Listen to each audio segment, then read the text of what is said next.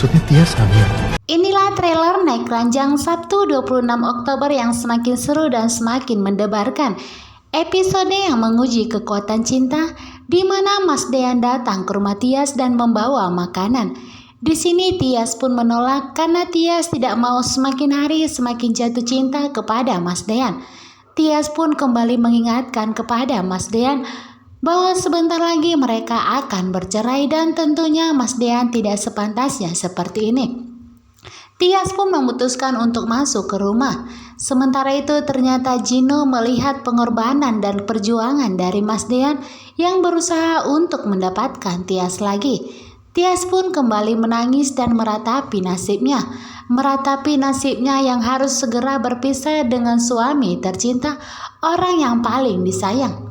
Mas Dean pun mengatakan kepada Tias, walaupun sebentar lagi mereka akan bercerai, tetapi Mas Dean tidak mau Tias membencinya, karena sampai kapanpun cinta Mas Dean tidak akan pernah berkurang kepada Tias. Sedangkan Hani semakin hari semakin diteror oleh Jidan, di mana Jidan mengirimkan sebuah foto kepada Hani yang bertuliskan sebagai penipu. Hani adalah Tiara yang berusaha untuk menipu Pak Farhat. Sontak di sini Hani pun begitu terkejut dan ketakutan.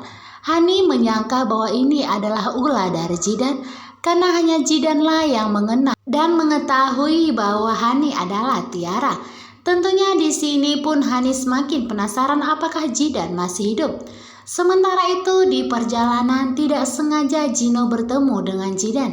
Di sini pun Gino langsung menarik tangan Jidan dan menanyakan apakah Jidan mengenal Tiara. Tiara yang telah menipu papanya, bahkan telah mengambil semua harta yang dimiliki oleh Gino. Tentunya di sini Gino pun semakin penasaran dan semakin akan mengorek informasi tentang apa yang diketahui oleh Jidan mengenai Tiara. Tetapi di sini tentunya Jidan akan membongkar semua kejahatan dan semua penyamaran Tiara.